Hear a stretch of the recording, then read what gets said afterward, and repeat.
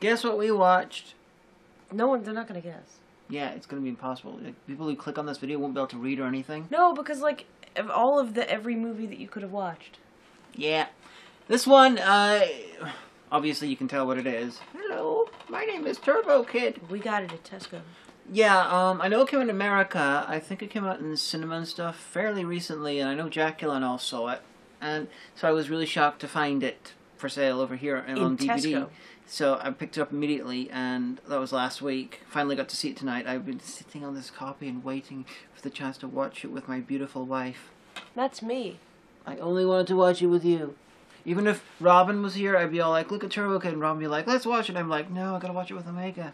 And he'll be like, okay. It's like, oh, I'm sad now. But we'll watch something else. So yeah, we it was like before the Guyver, we got it last time anyway. So if you want to hear about the epic tale of us getting Turbo Kid, check out the Guyver vlog. We got it at Tesco. Guyver.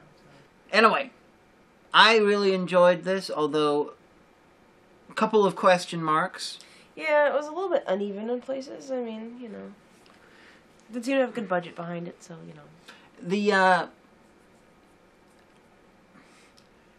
I'm wondering why Turbo Kid is both a superhero in the universe in comic books, but apparently a real guy. Yeah, like, so this takes place after an apocalypse of sorts. Yeah, it's like... But also a robot war, but also there's acid rain, so, like, it's... all of the apocalypses at once. Yeah. I mean, it's 1997. The apocalypse had happened at some point. The kid is, like, 17, supposed to be. Yeah. And we saw him when he was, like, 4...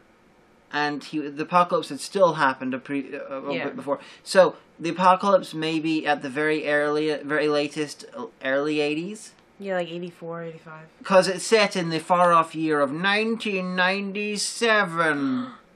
And it's full of, like, 80s stuff, but, like... Leave a message if you were born after the far-off year of 1997. Yeah. But anyway, yeah, so... Then he loves these Turbo Rider comics. He's like, I'm gonna be like Turbo Rider, and he paints his bicycle helmet like Turbo Riders, and then like he falls to a trapdoor in the wasteland, which is actually pretty well inhabited for a wasteland, and he discovers still running an activated Turbo Rider's spaceship.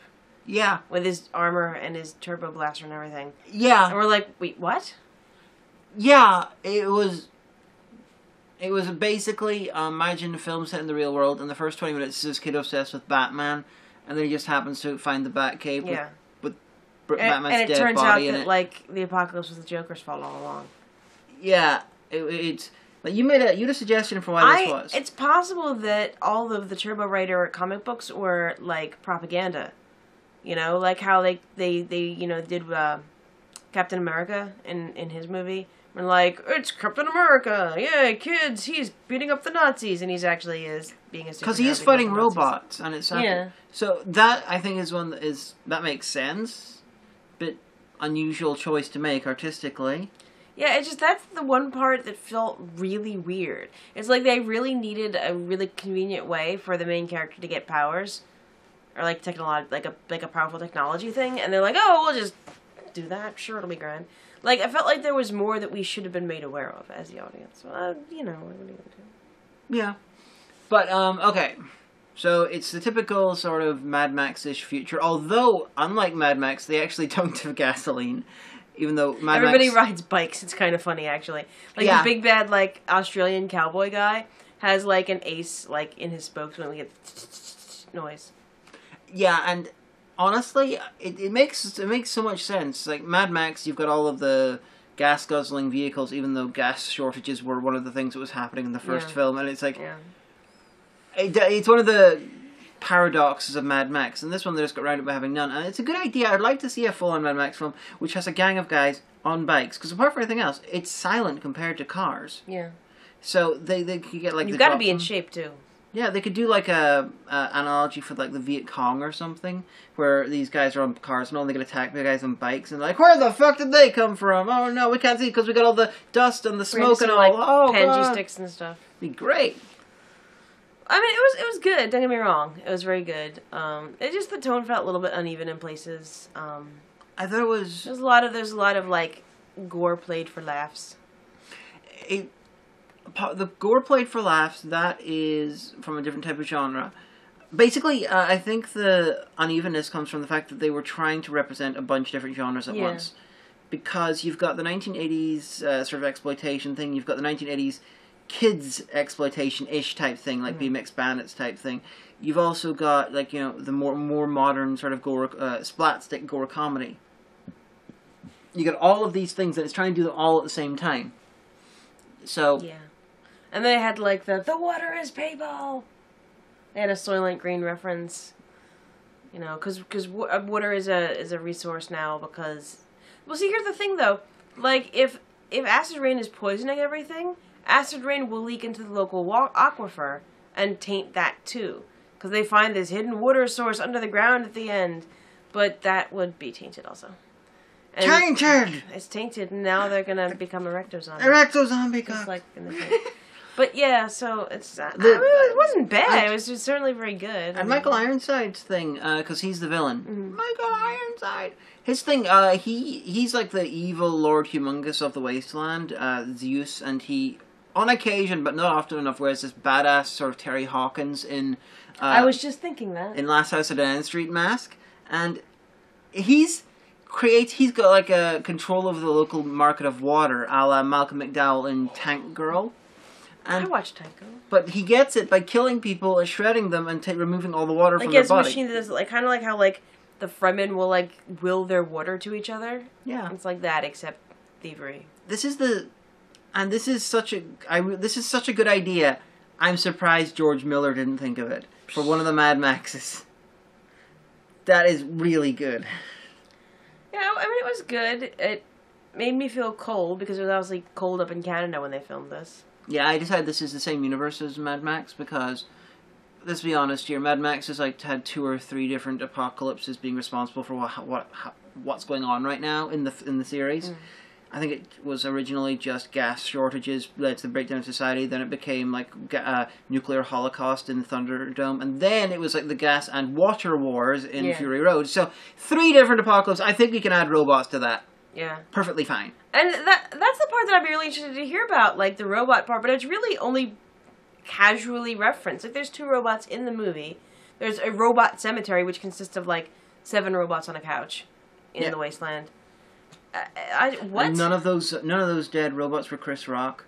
Yeah. Unlike AI. I don't want to talk about AI. I'm trigger warning. Trigger warning. Okay, I'll talk about AI for a second. We went to go see AI, and I hadn't read the short story. I think it's Philip K. Dick. It was based off of Super Toys. Brian Aldiss. Oh, was it? I don't remember it's called Super Toys Last Star Summer, because now I've read it by now. But I want to let you know that I sat next to a girl who, a year previous, had lost her mother to terrible, horrible, long-term suffer kind of cancer. So, we're all sitting in there, and we're all watching this. And you know the part where she leaves the boy robot in the forest? Spoilers, but it's old, so it's your own fault by now. And he's calling out, "Mom, I'll be a good boy. I swear I'll be good. I promise I'll do everything." You know, like all this stuff. And I looked around, and I realized that everyone in the audience who had issues, because, I mean, who doesn't have issues, was subbing in their own thing. Like, "Mom, I'm sorry. I won't be gay. I'll be a good boy, and I'll marry a girl just like you want.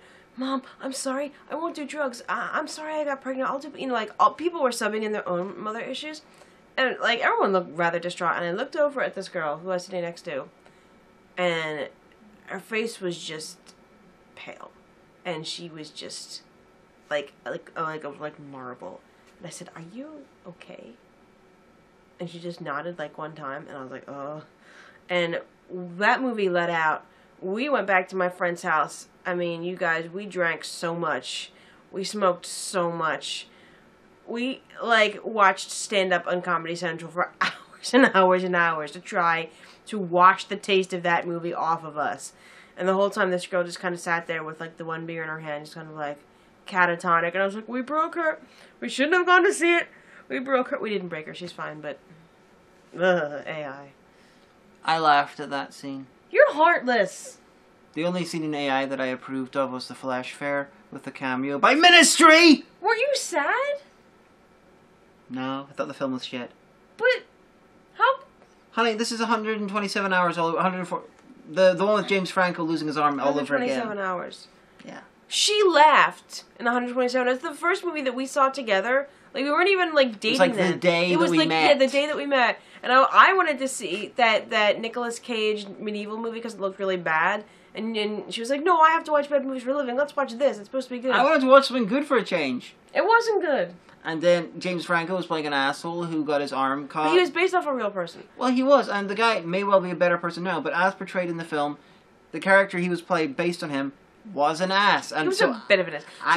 He got stuck. And this really happened to this adventurer that he got stuck somewhere in the Southwest desert, and he hadn't left a note for where he was going to be, and he got crushed by a rock, and he actually had to take a knife and cut his own arm off. And this is, you can read his book. I mean, you know, he apparently has become a better person. I don't know if he found the Lord, but it made it seem like he did in the movie. But there's this part where he's delirious because he's like dehydrated. He's been there for his hand is crushed between a rock and a hard place, literally. And this is right before he gets the will to hack his arm off, and he's basically dying, and he hallucinates, you know, him being a child and his dad doing the thing where he stood in his feet and his dad walking around with him, and then it fades to like his whole family like sitting on a couch, and then like him doing that with the son he'll never have, and I was crying, and I didn't want to embarrass myself, so I was like tears. And I look over and she's like, "Buff, what an asshole!" And I was like, That was your introduction to watching films with me. I hope you have to meet that guy someday, and I hope you know, he yells at you and be like, "I hacked my own arm off." Then I'll be like, I don't know you as a person, guy, but however, in the film, you were portrayed as a complete other stupid asshole. He'll be like, "I'm rich now, so what do I care?" Fair enough. You know, I'm sorry you cut your own arm off, but the character James Franco portrayed was an asshole, and I had no sympathy for him. But yeah, Turbo Kid was alright. I liked it. We never even talked about the girl. Oh yeah, well, he comes across this girl who like looks like she's like overly attached girlfriend, crossed with like a high functioning autistic person, and it turns out she's a robot. You called it really good. Stop doing that. That's creepy. Manic Pixie Gem Girl. I say Gem Girl because she looks like jam. Yeah. She's a robot. She's a friendship unit. She, like, dies and goes back to life more times than Xena and Gabrielle, and she's perfectly fine with her old friend dies, she goes on to a new one, which, in comparison to AI, which is like, oh, they imprint on one person, we can't, like, wipe its memory or reset it, we have to destroy it.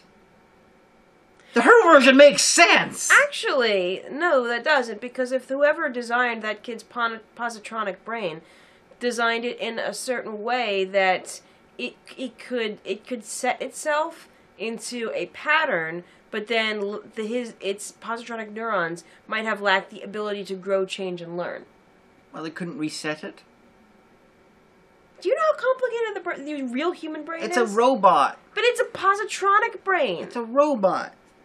Possessing a positronic brain. Yes, and positronic brains don't actually exist, so wait, but I'm going off the idea that if you have a robot that can approximate humanity, you've got something that's more complicated than, you know, Dingbot from 1985. There are computers which have passed the Turing test. They passed the Turing test, which can be wiped. But in this version of science fiction, plus keep in mind that this was a story written in the 70s. Well, fine. It's just... I mean, and even in Asimov, like, he was the father of the idea of the positronic brain. I'm just saying, it makes sense. Knowing what I've learned this semester about neurology, I think I can see if you created a positronic brain based on the human brain, I think that makes sense. It's possible if you're a neurologist, write the show. It's possible to reset the human brain. That I'm right, because I need to be right. It's possible to put the human brain into a situation where it resets. You got the people who lose their memory every 24 hours or whatever it is. I'm saying that... Yes, but that's... First of all, that's a catastrophic injury. Yes, I know. And we can't just do that. I'm not saying... Come here. I'm not saying we should do that. Did you remember doing that? Okay, let me try again. I'm just saying, if you could invent a positronic brain, you can find a way to recreate that in the positronic brain as a way to reset it. Hi, but maybe the scientist was working on that and the company was like, look, we're beyond schedule, we're just selling this now. But honey, you realize you are in a situation here where you have to defend Stanley Kubrick? Because he over 20 years was trying to make AI, and he wrote the story. Brian Aldiss wrote the original short story. Right. Kubrick spent 25 years expanding it into a Well, long he's a story cocksucker, thing. but- And then Steven Spielberg took the And huge amount of added stuff the aliens Kubrick did. and added the worst part at the end. Jesus fucking Christ! I don't know we don't know who added that. But But felt Kubrick- Spielbergian to But me. Kubrick he wrote a massive thing based on it to try and crack the story, and then Spielberg turned into the Right, final but the script. original idea was your man who wrote the short story, and that's how he wrote it. So that's what I'm going with. Okay. I just think And it's I've funny read it that on the you. internet. I think it's quite possibly I'm not funny. defending Kubrick. He's. I'm not saying he's gay. I'm just saying he's a cocksucker. That's all. But yeah, so it was a good. AI is an insult enough to Kubrick. Pretty much. But yeah, so I mean, like, I endorse this movie. I mean, I think that you should buy it on DVD. It only cost £7 or £9 at Tesco? £7. It was £7 at Tesco. So I'm sure it'll be like 12 or $13 at Target. You know, just go out and get it. I mean, you could do worse. It's fun. It's a fun romp. There are Yeah, for some reason I thought it was by the makers of Hobo with a Shotgun. Apparently it's not, but that's a good film too. The film team, they are French Canadians because they're on the commentary or on the special feature speaking French. So either that or they're actually French. I don't know. If you're actually French, write the show. Legend of Zelda. Oh yeah, apparently one of the characters was named after a character in Legend of Zelda, and they did that on purpose. Well, I was talking about Apple maybe, but no. When you look at her, she gets No, injured. apparently the shopkeeper Bagu, he was like a reference to Zelda. They said that in the thing when you would bring the tripod in. Oh. I was watching. Yeah, But, she has like Zelda hearts, and that's her health. Which show how her health is going down before she's going to die, and then die again, and then die again.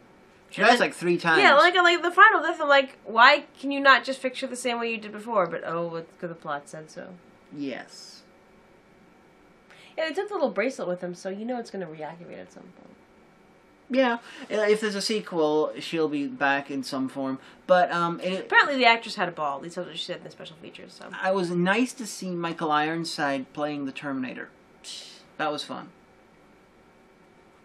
Yeah, so I mean it was good. I could have it's obvious that a lot more was going on in their storyline than they cared to inform us about. But to be fair, Fury Road did that.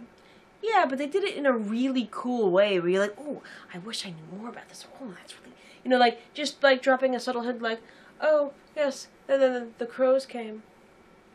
Those guys didn't sell, but the crow... I want to know what's the green place. No, but that's the thing. It's the thing is you need to weave your world building into narrative in such a way that it's not exposition. So, people refer to something, as if we've already known about it, but in such a way that you want to know.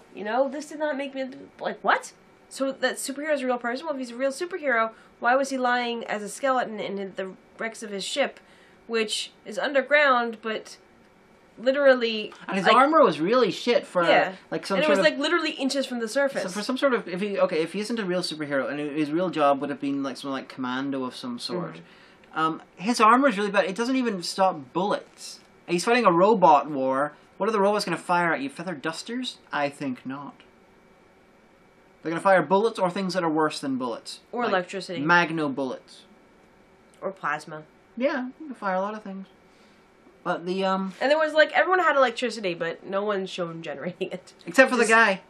The guy the guy in the exercise bike was generating enough for the music to play. Yeah, but the kid has power in his place, and, so this crashed spaceship of Turbo Rider, which is basically about this far under the ground. Which no one spotted. Yeah. He only opened it by standing on a particular piece of ground. And the hatch opened. And then, so, he falls in there, and there's the plasma. There's those plasma balls you get at Hot Topic, and you go... Now, they need power. I guess maybe they were trying to say that was some kind of power cell, that once he touched it, the whole entire ship powered on, but... That's what I think. And, soundtrack included John Farnham but the problem... from Savage Streets. As you always nitpick... But the problem with that is that they show other bits of 80s nostalgia, these kids got a Walkman and a the viewfinder thingy. So how are you supposed to realize? Oh, that's not just 80s pistache or pastiche. I mean, that's an actual thing being used as another thing. Aha! She said cleverly. And the Walkman's actually anachronistic because the Walkman came out, I believe, after the apocalypse must have happened in this timeline. Yeah, that's true. That's true. Oh, there's a great scene where they're in the wasteland and they come across a junk pile and they're using VHS tapes as kindling. Throw another log on the fire. But the VHSs were like DVDs, but you could club people with them. Yeah, really big. You see, a long time ago, children, hold on, I will tell you of the war. There was a war between two clans, the VHS and the Betamax. look, you can't club someone with that. No. In the end, the proud tribe of VHS defeated the Betamax, who slunk into obscurity like Neanderthal. And ironically, Betamax apparently on a technical level was better than VHS. That's what people said. I mean, you know, I had a moment, like, in the late 90s one time, and I was with my friends at Suncoast Video, and I just, stopped, my friend's like, what? And I'm like, is this the right one? Wait, what? Is this beta or is this regular? What did you say? Because I remembered adverts that said, all available in VHS and beta. And then, one time I wanted to rent a movie, and I think this was because my parents just didn't feel like bothering. They're like, we can't take that one's beta.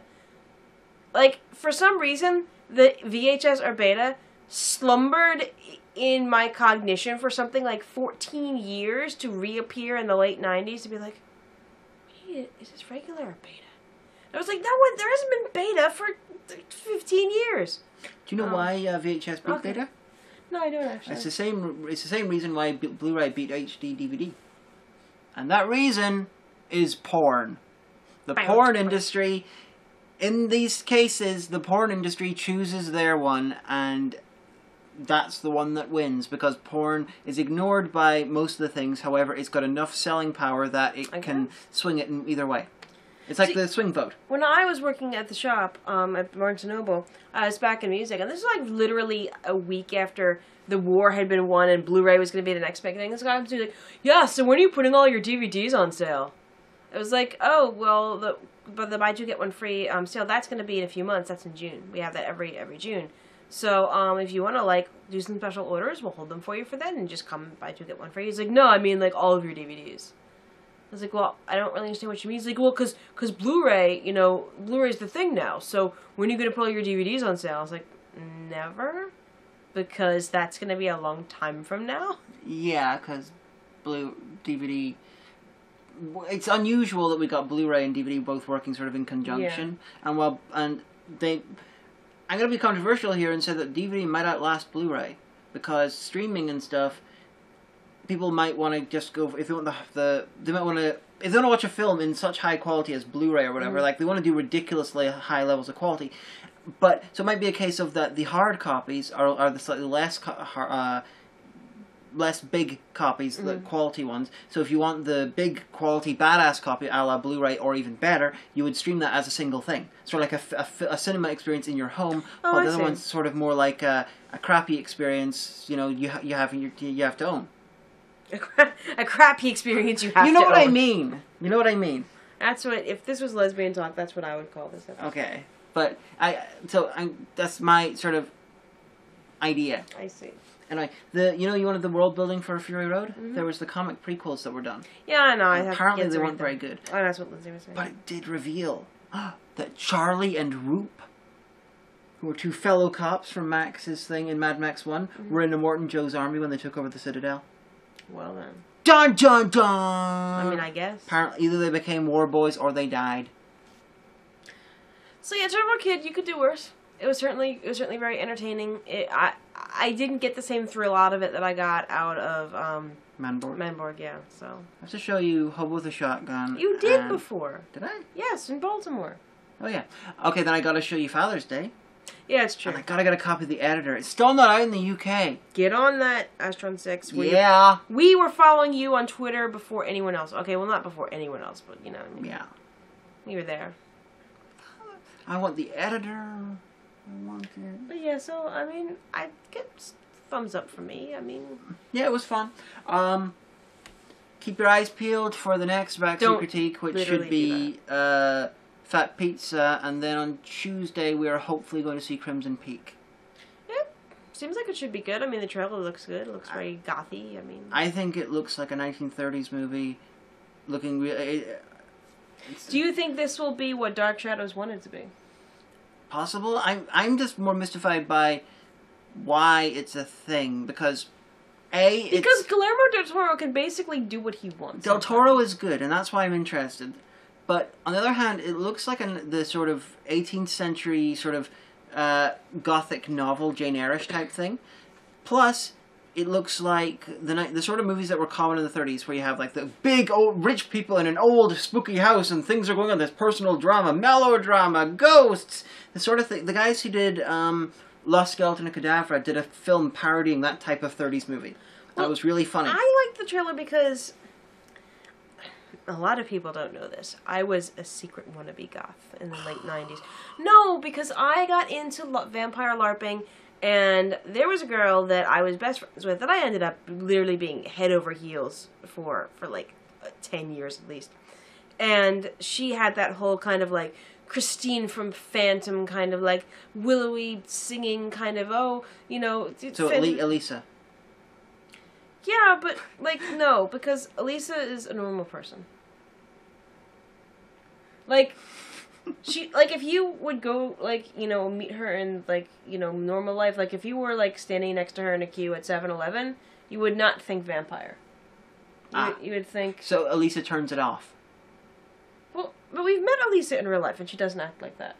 I know. I'm just saying she likes to be all vampire. Yeah, she likes to be all vampire, but she's not the same way my friend was. Okay. She's like a normal person. Okay. So far as I know, has created a normal child. I feel really bad though, you guys, because we sent them a baby shower present, and then we always kept meaning to go up to New York next time we were in you know, the States, and because they were like, oh, come up and see us, like, oh, sure we will, and that we never did that. Well, we haven't been. Well, I haven't been to America since I know, before I feel the baby bad was because born. I was supposed to go to I've been to Canada. I was supposed That's to go it. to their wedding, and then I couldn't get the time off work, and I feel guilty about it. So if you write the show, but I had a friend who, so she brought me into the whole world of the goth club, and I was into Switchblade Symphony and Cruise Shadows, and they're good bands. You know, they are. I still listen to goth music. I mean, I was able to find the old Goth Box collection that Cleopatra Records put out. I was able to download a copy of the music from the Succubus Club that Dead Ferret put out. What I still want is I had that I think it was also Cleopatra put together a collection called the Black Bible. And it's mucho expensive, and I can't find a torrent for it. And I used to have the physical DVDs, now I don't. So if you know of anyone who's got that, willing to rip them and sell them to me or something like that, just let me know. But yeah, so like I like going to the goth club, and I like that kind of aesthetic. It was cool and fun. Yeah. And it was like I just remember like, you know, sitting around at the bank when because the bank used to be a bank, but it was a club, and they just had draped in all this red velvet things. It looks like, you know, how did Mike put it? It looks like Phantom of the Opera just spooged all over the place. And, you know, with our clove cigarettes. And, you know, I didn't wear the face paint, but I was dressed like a vampire with a cape going into set. My mom's like, what are you doing? I'm like, we're going into the city. Why are you dressed like a vampire? We're going to a club. But, yeah, just kind of like with that whole goth sort of like, the world. Clove cigarette, you know. So I like that shit. I'm ready to go into this. That's cool. No, I'm more baffled by the fact that Turbo Kid was. He is evoking two things that have not been in fashion for a long time in this one film. These two separate things. I'm just like, okay, I want to see it. I'm curious. Because sometimes stuff like that ends up being pretty cool. Plus, the trailers. I said this on Twitter, but I stand by it. It looks like Tim Burton remaking Jan de Bont's remake of The Haunting from the 90s. Well, but it looks like that. It's probably better. If you stay tuned to YouTube, probably it'll be the next video in the playlist. So. No, the next one will be Fat Pizza. Oh, I lied. Okay, it'll be the one after that. Yeah. We also might spend some time in the kitchen later on this month. Wink, wink. Yes. Nudge, nudge. We are hoping to do some more You Probably Shouldn't Cook this. The reason we haven't done it yet is because reasons, but we haven't. We'll explain this in the first one we do. There is a bit of a sad reason. But anyway, we are now going to watch Doctor Who. We're going to watch some Doctor Who. I'm going to drink. And I'm gonna Not because we're watching Doctor Who. And I'm going to remind her of the sad reason. Okay. Bye-bye. Bye.